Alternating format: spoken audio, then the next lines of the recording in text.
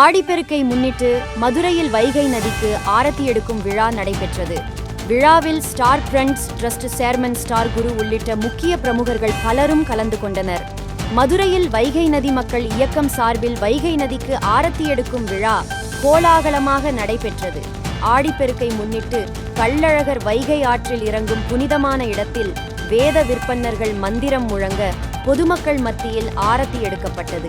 இவ்விழாவிற்கு அதன் தலைவர் ராஜன் தலைமை தாங்கினார்.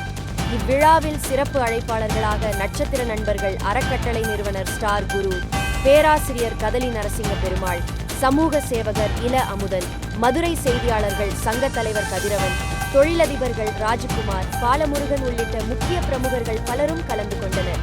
விழாவில் காலை முதல் காயத்ரி பரிவார் ஹோமம், பாரம்பரிய விளையாட்டுப் போட்டிகள் மற்றும் பரதநாட்டியம் நிகழ்ச்சி நடைபெற்றது.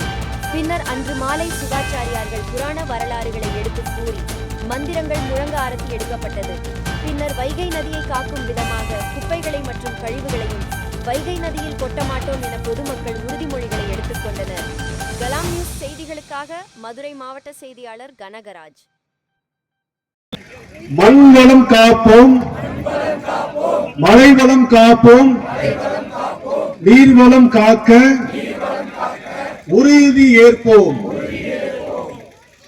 உயிர்களுக்கு ஆதாரம் வைகையை காப்போம்.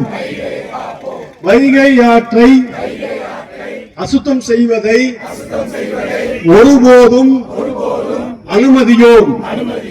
வைகை ஆற்றுக்குள் குப்பை கூலங்களை கொட்ட மாட்டோம் என்று உறுதி கூறுகிறோம். கட்டட கழிவுகளை கொட்டுகின்ற வீணர்களை விரட்டி அடிப்போம். இறைச்சி கழிவுகளை ஆற்றில் கொட்டி ஆற்றின் புனிதத்தை கெடுக்காதீர்.